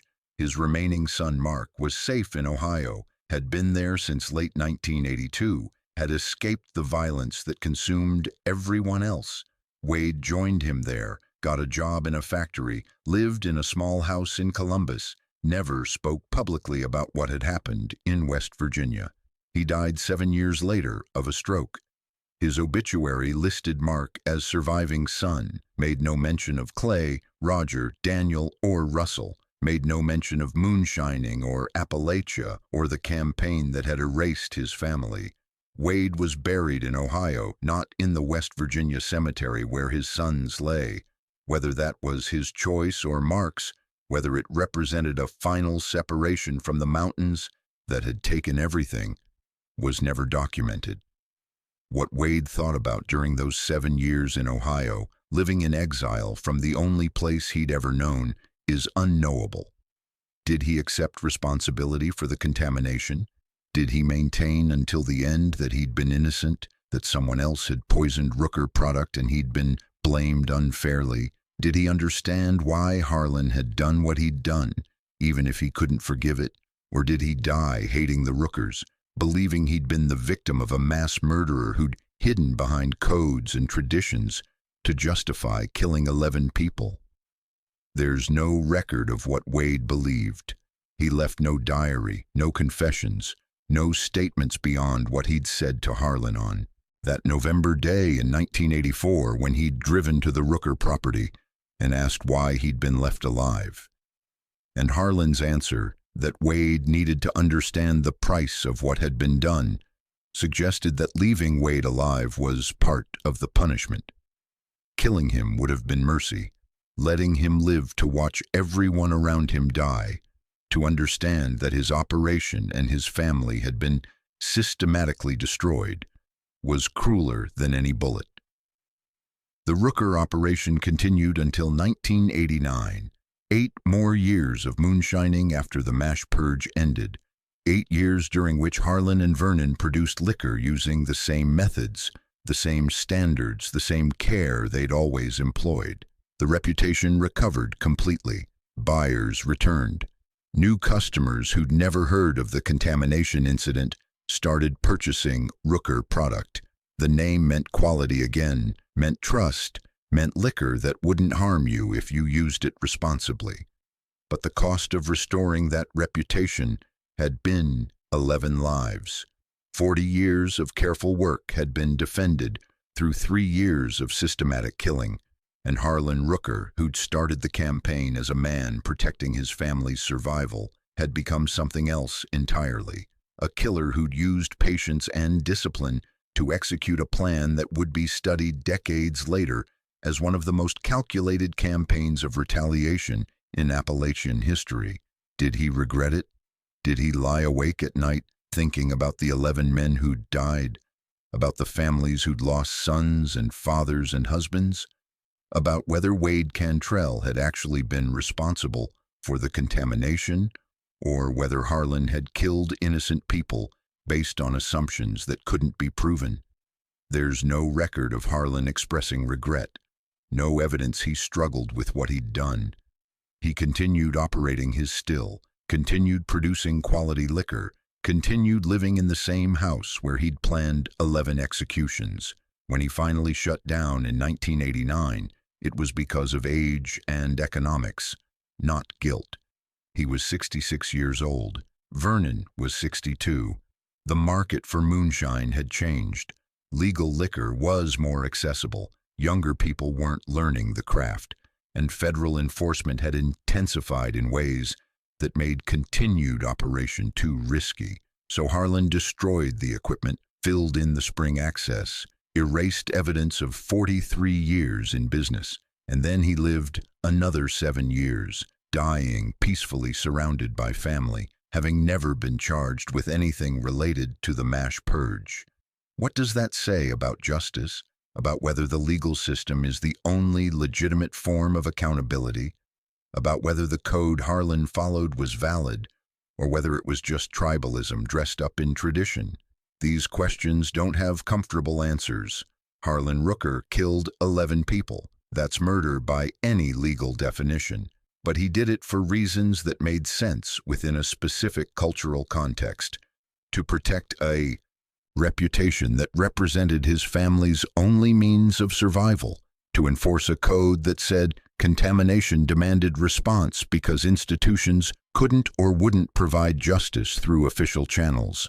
Does understanding the context excuse the act? Does explaining why something happened make it justified?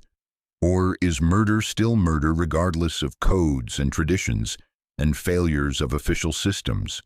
The 11 families who lost people would probably say murder is murder, that no reputation is worth 11 lives, that Harlan Rooker was a mass murderer who used culture as camouflage for crimes that should have resulted in prosecution and imprisonment.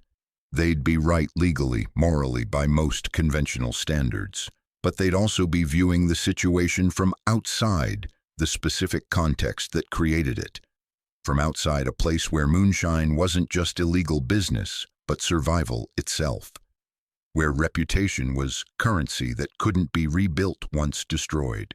Where contamination that hospitalized customers was an attack on everything a family had built over generations. Where the law couldn't help because the law didn't recognize moonshining as legitimate enterprise worth protecting. In that context, Harlan's actions made a different kind of sense. Not legal sense, not sense that would hold up in courts or moral philosophy classes, but practical sense within a world where unofficial codes governed because official law had abandoned the people who needed it most. Vernon Rooker outlived his brother by 5 years. He died in 2001 at 79, having never married, having never built a life separate from the operation he'd run with Harlan for more than 40 years. What Vernon thought about the MASH purge was never recorded. He'd been part of the planning, had to have been. The campaign required too much coordination, too much tracking of targets, too much patience for Harlan to have executed alone. Vernon had participated, whether directly in the killings or indirectly in planning and logistics, but he never spoke about it publicly, never confessed, never justified, never acknowledged that the pattern of deaths had been anything other than coincidence. He lived quietly in his cabin for the 14 years between 1987, when the operation shut down, and 2001, when he died. Visited with family, attended church occasionally, spent time in the woods where he'd spent most of his life. And then he died, taking whatever knowledge he had about 11 deaths to a grave next to his brother in a cemetery that held 5 generations of Rookers. Garrett and Jesse Rooker both left West Virginia in the early 1990s. Garrett moved to North Carolina, Jesse to Tennessee. Both found work outside moonshining, both built families, both created lives far from the mountains where they'd grown up.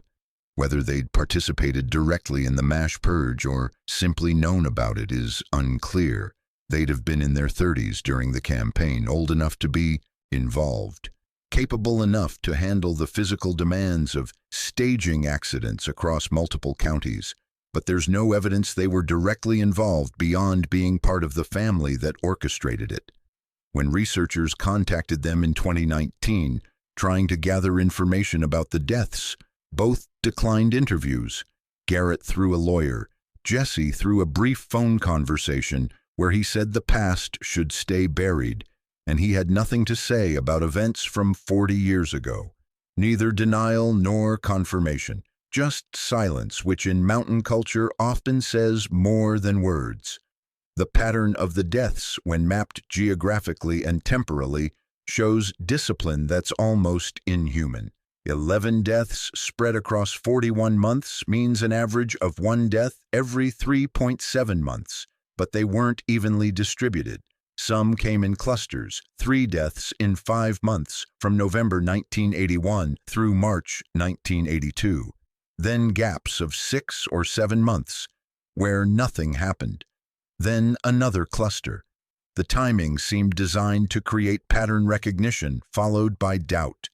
Just when authorities or the community started seeing connections, the deaths would stop long enough that maybe it had all been coincidence.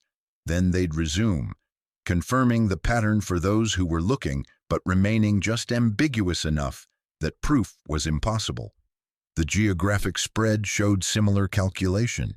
Deaths occurred in different counties, investigated by different authorities, recorded in different jurisdictions. No single investigator saw all 11 deaths. No single agency had reason to connect them. Only someone looking across jurisdictional boundaries would see the pattern, and nobody was looking across those boundaries because each individual death appeared ordinary within its specific context. The methods varied enough that repetition wouldn't create signature. 2 hunting accidents would have looked suspicious, but 1 hunting accident, 1 fire, 1 logging incident, 1 carbon monoxide poisoning, 1 vehicle crash, 1 scaffolding collapse, each method used only once or twice, created variety that disguised pattern, and each method was appropriate to its context. The hunting accident happened during hunting season in an area where hunters died occasionally. The fires happened in winter when heating systems failed. The carbon monoxide death happened in a trailer with old equipment. The vehicle crashes happened on roads known for danger. Every death fit its environment so perfectly that questioning it required suspecting murder first, which nobody did, because why would anyone suspect murder when the circumstances made such obvious sense? This is what made Harlan Rooker different from most killers. Most murderers create patterns through repetition, through signatures that reveal psychology, and eventually lead to identification. But Harlan understood that the best disguise for murder is context. Make the death fit its environment so perfectly that it appears natural. Use the dangers that already exist rather than importing exotic methods that create suspicion. A hunting accident in November is ordinary. A hunting accident in July would be suspicious. A fire during winter heating season is normal. A fire in summer would raise questions.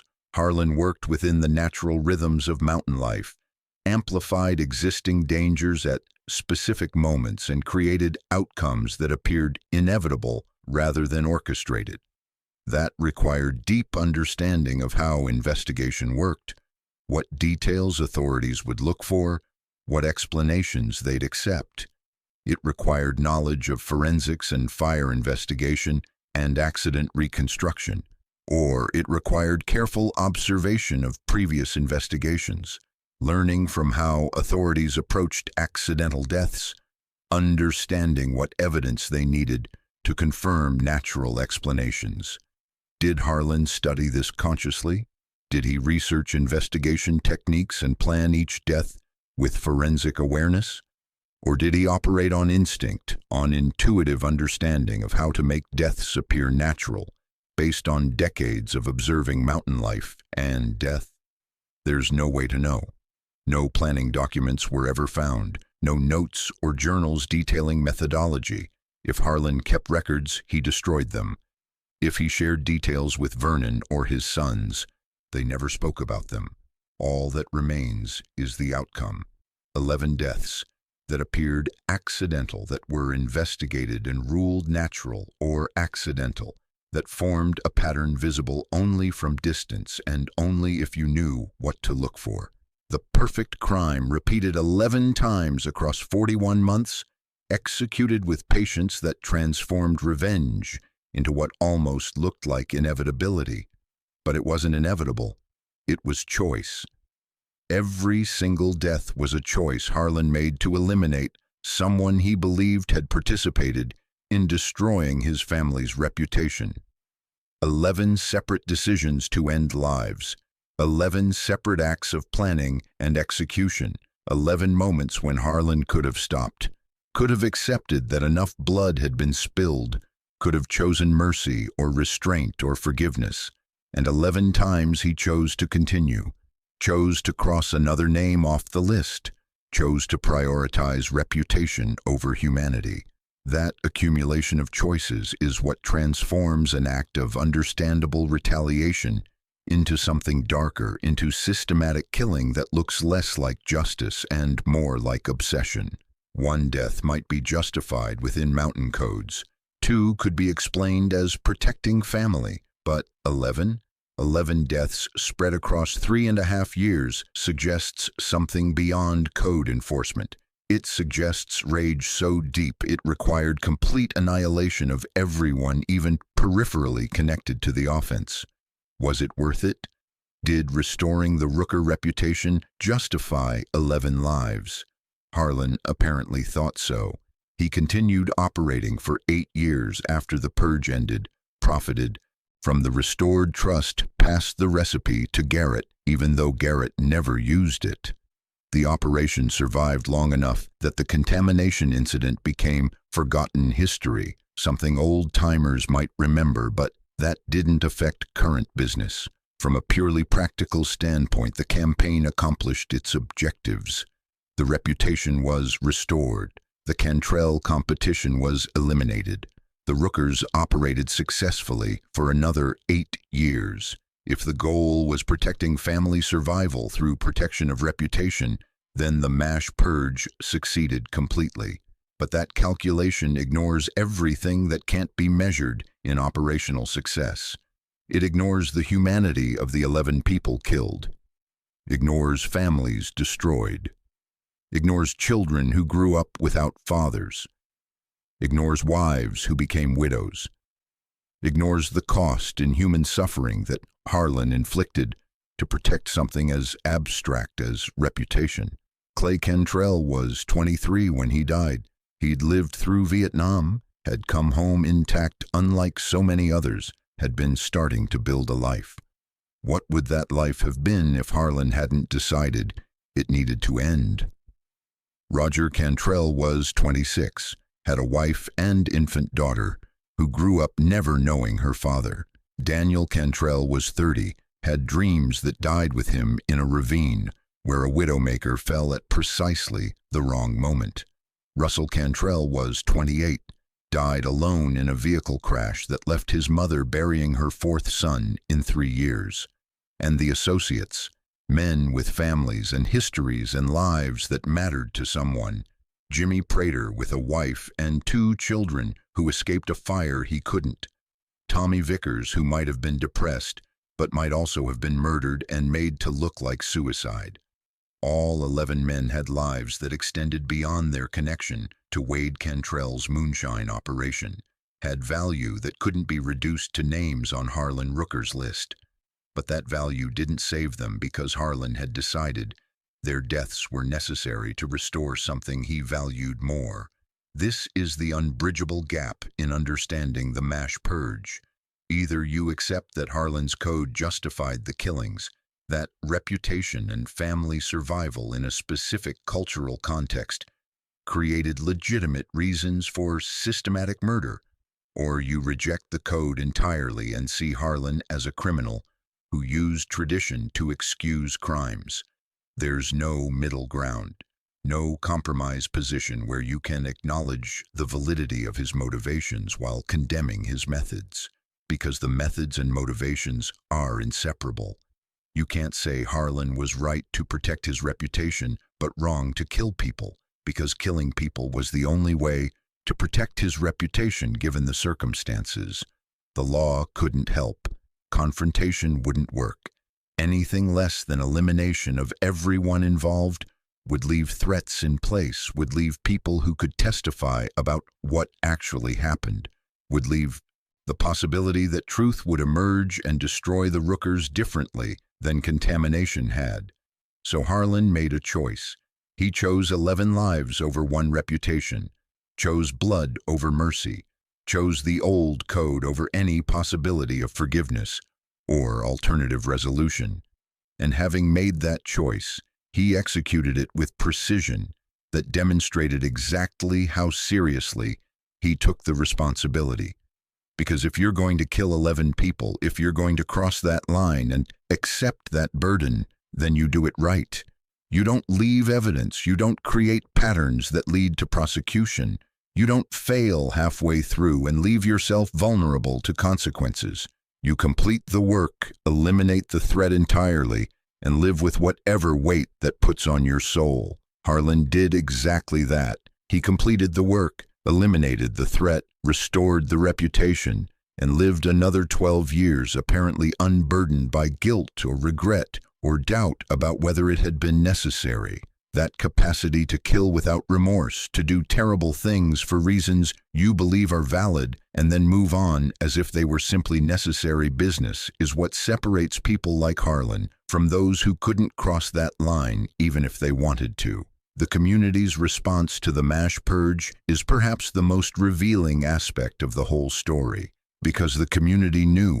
They might not have known specifics, might not have been able to prove anything, but they understood that the pattern of deaths wasn't coincidence, and they chose to remain silent. Nobody came forward with information. Nobody pressed authorities to investigate connections. Nobody publicly suggested that Harlan Rooker might be responsible for systematic killing. The silence was collective, deliberate. and it revealed that at some level, the community accepted what Harlan had done. Maybe they agreed with it, maybe they just understood it, or maybe they were afraid of becoming targets themselves if they spoke. But whatever the reason, the silence protected Harlan as effectively as his careful methods. He operated within a community that would rather see 11 deaths ruled accidental than acknowledge that one of their own had become a serial killer in defense of mountain codes. That community silence is both understandable and damning. Understandable because mountain communities had learned over generations that outsiders, including law enforcement, didn't operate by the same codes and couldn't be trusted to deliver justice in ways that mountain people recognized as legitimate. Better to handle things internally, even if internal handling meant a systematic murder.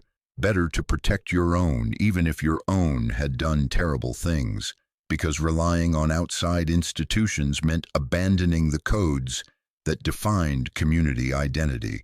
But damning because that silence enabled killing, because choosing community over justice for 11 dead men meant accepting that some lives matter less than preservation of internal codes, meant accepting that Wade Cantrell's sons, whatever they'd done or not done, deserved to die in ways that prevented their families from ever knowing the truth or finding closure or seeing justice done.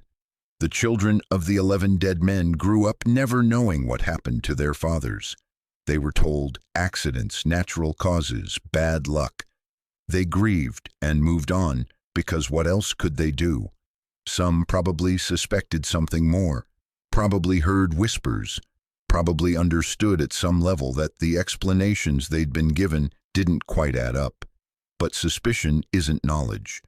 And without knowledge, without proof, without anyone willing to speak truth, all they had was doubt. That doubt, that permanent uncertainty about how and why their fathers died, is another cost of Harlan's campaign. He didn't just take 11 lives. He took truth from families who deserved to know what had happened and why. He replaced truth with lies, with explanations that made sense individually but collapsed under collective weight. He created a legacy of unknowing that those families will carry for generations. In 2019, 38 years after Clay Cantrell died, a researcher from a university in North Carolina conducted interviews trying to piece together what had happened during the MASH Purge. The researcher spent 6 months in McDowell and Wyoming counties, talked to surviving family members, reviewed investigation files, tried to establish definitive connections between the deaths. The resulting report, never published but available through academic channels, concluded that while the pattern of deaths was statistically improbable and circumstantially consistent with systematic targeting, there was insufficient evidence to conclude definitively that murder had occurred. Every death could be explained by documented circumstances. Every investigation had been conducted appropriately given the evidence available at the time. And while the clustering of deaths suggested intentional action, proof required more than suspicion. The researcher interviewed Mark Cantrell, Wade's surviving son, who was 62 years old in 2019 and still living in Ohio. Mark's statement was brief and carefully worded. "My father lost 4 sons and watched his life's work collapse. He believed Harlan Rooker was responsible, but could never prove it. I don't know what actually happened. I only know that 11 good men died and nobody was held accountable. And that failure is what happens when people live by codes that value reputation over human life." That statement captures the essential tragedy of the MASH Purge, not just the deaths, but the complete failure of systems to provide accountability. Harlan Rooker was never charged, never investigated beyond individual incident reviews, never faced consequences for what he'd done. The legal system failed to see what was happening, failed to look for patterns, failed to protect people who needed protection. But the mountain code that Harlan followed also failed. It demanded blood for contaminated product but provided no mechanism for determining guilt with certainty, no proportionality in response, no way to limit retribution once it started.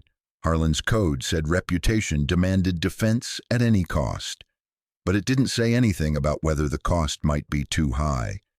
Didn't include mechanisms for restraint or mercy or recognition that maybe killing 11 people was excessive, regardless of provocation. Both systems failed. Official law failed to see murder. Mountain justice failed to prevent excessive retaliation. And 11 men died in the gap between those failures. What should have happened? In an ideal world, federal authorities would have investigated the contamination, identified who was responsible, prosecuted them appropriately, and provided compensation to the Rookers for damage to their reputation. But that world didn't exist in southern West Virginia in 1981. Federal authorities didn't care about moonshine contamination. State and local authorities couldn't or wouldn't help. The legal system provided no remedies for people operating outside it. So Harlan was left with choices: accept the destruction of his family's reputation and livelihood, or respond using methods the law would never approve. He chose response. He chose violence. And that choice, however understandable within specific cultural context, still resulted in 11 people dying in ways their families believed were accidental, but that careful examination reveals as almost certainly orchestrated. The title, The Appalachian Purge, came from a law enforcement training presentation delivered in 1997 by a retired ATF agent who'd studied moonshine operations in Appalachia. The presentation included the Rooker case as an example of how illicit markets develop internal enforcement mechanisms when legal systems don't provide protection or accountability. The agent used purge deliberately, suggesting systematic elimination rather than individual acts of revenge. The term caught on in certain academic and law enforcement circles as a way to describe what Harlan Rooker had done. Not a vendetta, which implies emotional motivation and lack of planning. Not a feud, which implies ongoing conflict between relatively equal parties. But a purge, systematic elimination of all individuals connected to an offense, executed with planning and patience that transformed personal revenge into something that looked almost bureaucratic in its organization. 11 names on a list, 41 months to complete the work, each name crossed off carefully, methodically, without mercy or hesitation. That's not revenge in the passionate sense. That's elimination, cold and calculated, executed by someone who'd decided that certain people needed to die and then did what was necessary to make it happen without getting caught. And Harlan didn't get caught because he was patient, because he understood investigation, because he worked within environmental context, and because the community protected him through silence. All those factors combined to create perfect conditions for a campaign that would be identified decades later as one of the most disciplined examples of retaliation in American criminal history. Not the most violent, not the largest in scale, but the most disciplined, the most carefully executed, the most successful in terms of accomplishing objectives while avoiding prosecution. That success, if it can be called that, is what makes the purge so disturbing, because it demonstrates that with enough patience and planning and community support, systematic murder is possible in contexts where institutional oversight is limited and cultural codes provide alternative frameworks for justice. Harlan Rooker proved that someone willing to work slowly enough, carefully enough, could eliminate 11 people across 3 years and never face consequences beyond whatever private weight killing might impose. Did Harlan carry weight? Did the deaths haunt him? Did he lie awake thinking about 23-year-old Clay Cantrell in that ravine, or Roger Cantrell burning in a cabin, or the 8 others whose lives he ended? There's no record of it, no evidence Harlan struggled with guilt or regret. But absence of evidence isn't evidence of absence. Maybe he suffered privately. Maybe he justified it so completely within his code framework that guilt never materialized. Maybe he compartmentalized, separated the actions from emotional response, treated killing as necessary business that didn't warrant moral examination. Or maybe he was simply built differently, capable of taking lives without the psychological burden most people would carry. Psychopathy is rare but exists. The capacity to harm without remorse, to kill without guilt, to treat people as obstacles rather than humans with intrinsic value. Did Harlan possess that capacity naturally? Or did growing up in an environment where violence was sometimes necessary for survival train him to suppress empathy when circumstances demanded it? These questions matter because they determine whether Harlan Rooker was an aberration, a uniquely dangerous individual whose actions can't be generalized, or whether he represented something broader about what humans become when codes and circumstances align in specific ways. If Harlan was aberrant, then the MASH purge was an isolated incident that doesn't tell us much beyond the specifics of one family's revenge. But if Harlan was ordinary, if he was a normal man shaped by environment and code into someone capable of systematic killing, then the MASH purge tells us something darker about human nature and what we're all capable of under the right circumstances. The evidence suggests Harlan was ordinary. He'd lived 60 years before the purge began, worked hard, raised family, operated his still carefully and ethically, never showed signs of violence or instability. He became a killer not because he was inherently evil, but because circumstances demanded it according to codes he'd lived by his entire life. That transformation from ordinary man to systematic killer is more frightening than aberrance because it suggests any of us could make similar transformations if pushed hard enough and surrounded by codes that justify violence. The Rooker family today maintains silence about the MASH purge. Garrett and Jesse declined interviews. Their children, Harlan's grandchildren, likely know the stories but won't discuss them publicly. The family has moved on, built lives elsewhere, tried to escape the shadow of what happened in the early 1980s. But the shadow remains. The Rooker name in McDowell County still carries weight, still means something to people old enough to remember. Some remember quality moonshine. Others remember 11 deaths and a pattern everyone saw, but nobody proved. The property where Harlan lived was sold after Louise died in 2003. The current owners, as mentioned earlier, know nothing of its history. They live in a house where systematic killing was planned, walkland where Harlan and Vernon discussed targets and timelines and methods.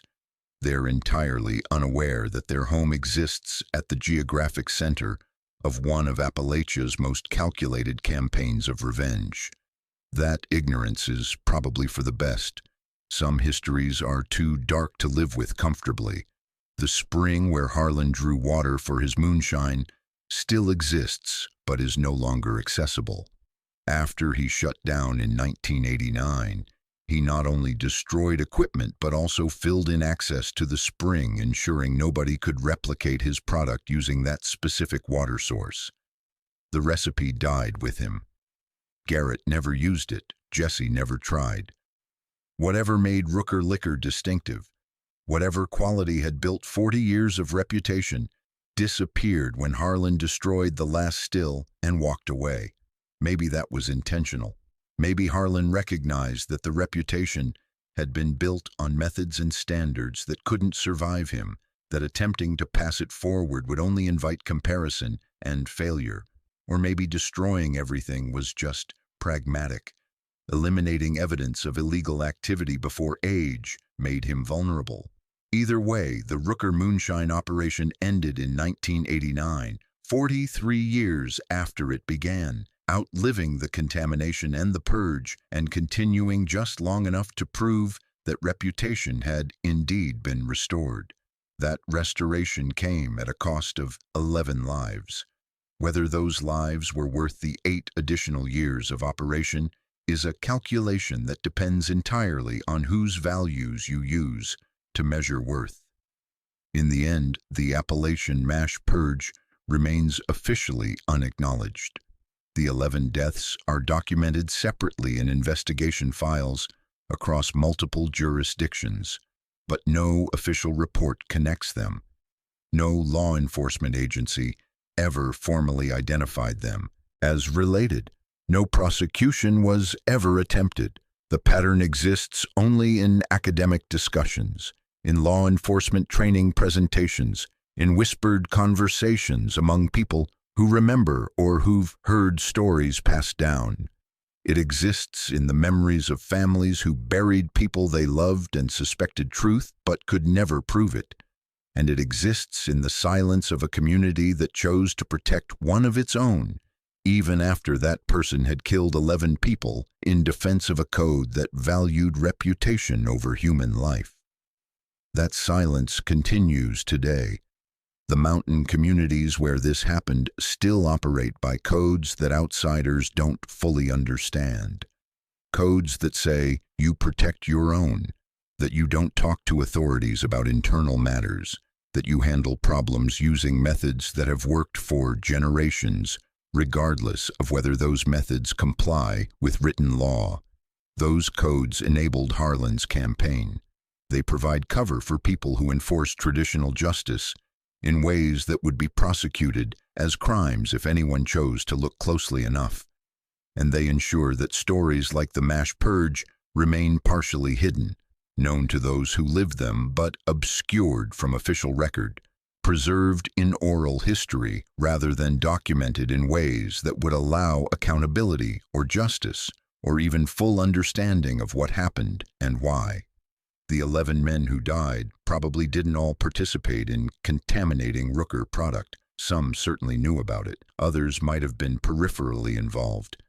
A few might have been completely innocent, targeted only because they were associated with Wade Cantrell's operation. Harlan apparently didn't care about degrees of guilt. If you were connected to the operation that had attacked his family's reputation, you were responsible.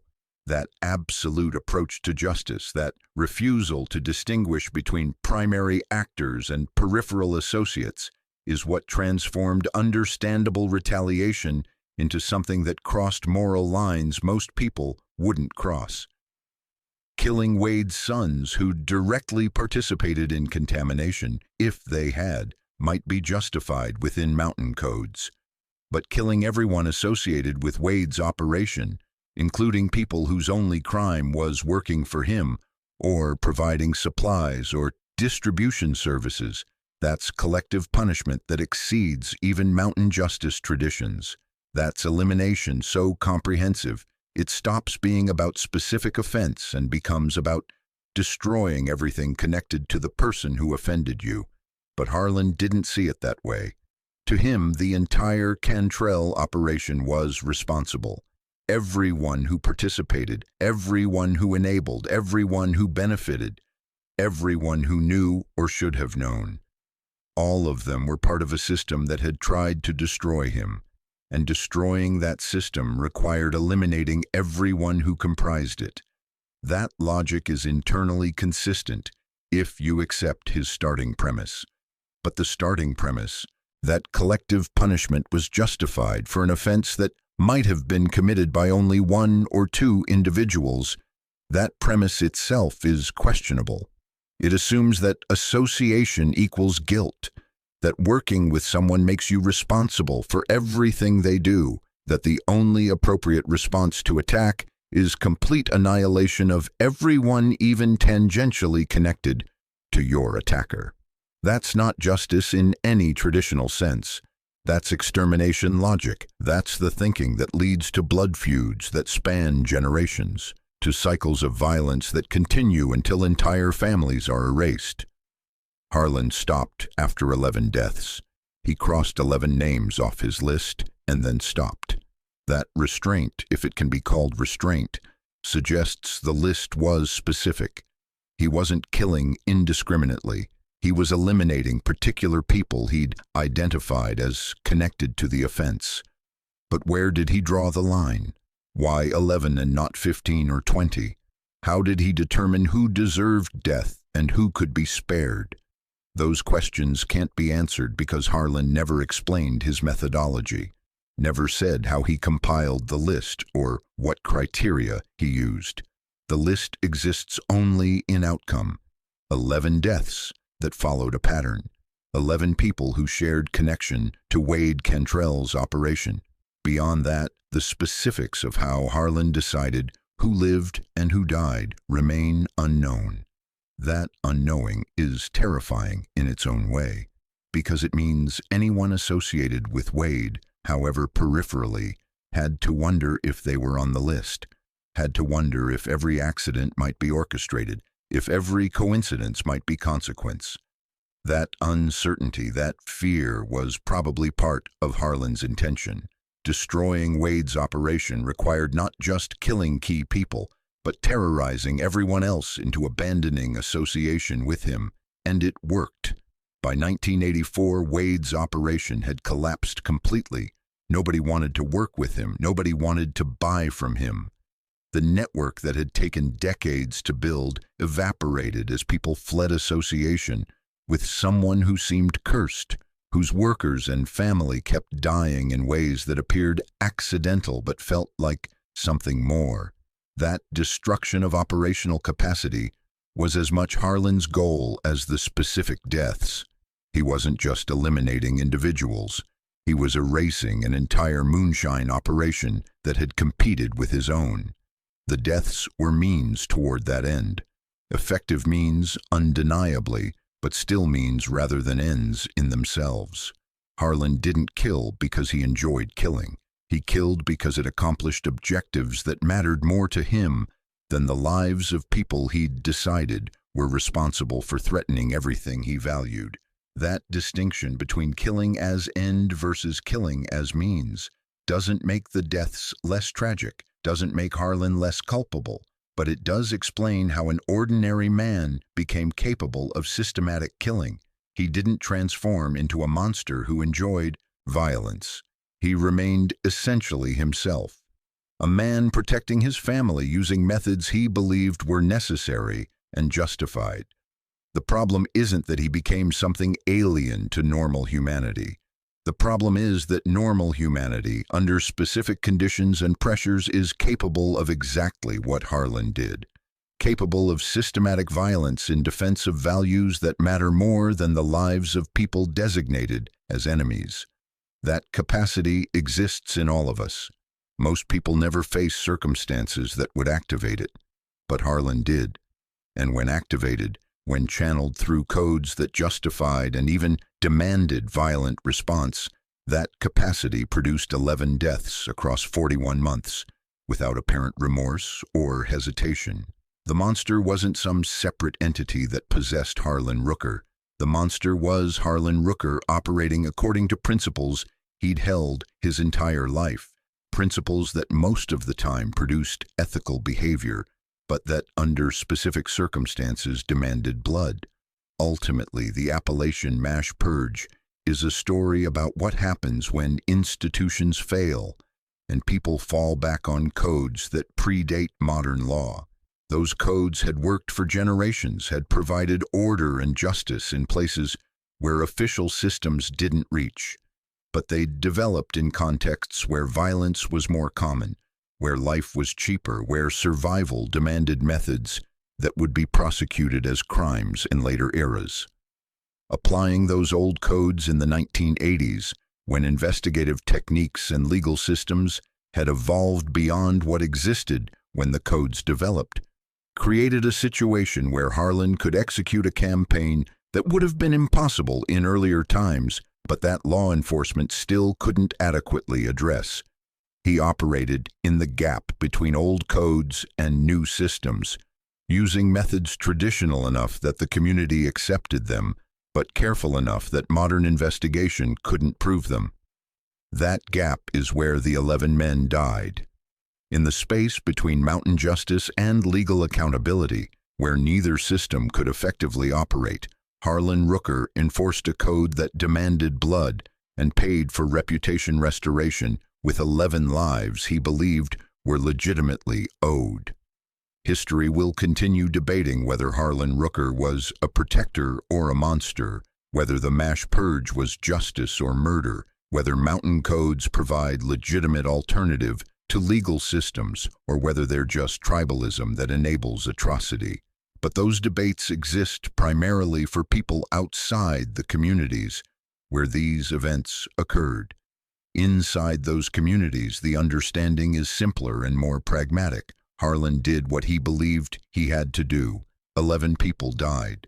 The reputation was restored. The law never intervened. And life continued because in the mountains, survival has always required accepting that sometimes terrible things happen, and the only choice is whether to talk about them or bury them alongside the dead, and hope the weight doesn't crush what remains. The Rooker family chose burial. The community chose silence, and 11 families were left with accidents and natural causes and explanations that satisfied investigators, but not the people who understood that their loved ones had died for reasons that would never be officially acknowledged or prosecuted or even fully known.